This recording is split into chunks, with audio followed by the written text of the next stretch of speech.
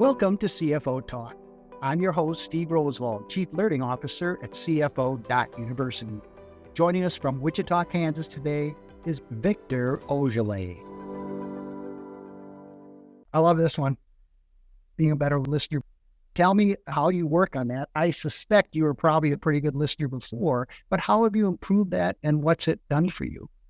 Thank you, Steve. Actually, there's a sticky note right here that says, be a better listener to start. And it's a reminder, as we all often have solutions as we begin to listen. And I found myself, that's my biggest weakness. I listen maybe intently or too intently to where I start to formulate an answer or response. And so this one was a specific example where in a team meeting, teammates started to share about an idea, and I chimed in some information to support the idea when they got finished. And it led to the rest of the team going down another path. And I acknowledged it, recognized that, man, I should have held that information until towards the end, just to confirm that I was listening to them and not derailed their thought. And so I acknowledged it. I apologized in the meeting and said, hey, sorry, I didn't intend to do that. And then after the meeting, I also went and talked to them individually and said, hey, I've got to be a better listener. I didn't intend to derail your discussion there.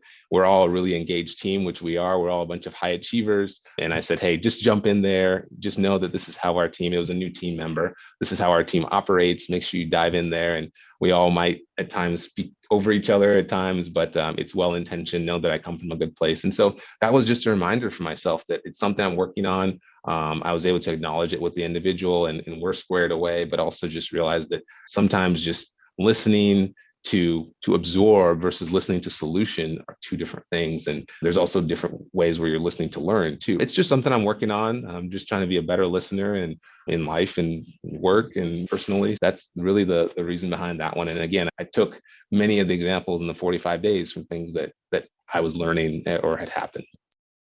There's a gentleman, I consider him a good friend. His name is Andrew Cott. He runs a data analytics team for a large U.S. corporation. He lives in Ireland. So it reminded me that we have two ears and one mouth for a reason. That's God made us with two ears and one mouth. So I appreciate your thoughts on that. That wraps up today's CFO Talk. CFO.University is a community of member scholars, companies, and trusted advisors committed to the professional development of chief financial officers. Learn more about us at www.cfo.university. Until next time, enjoy, learn, engage.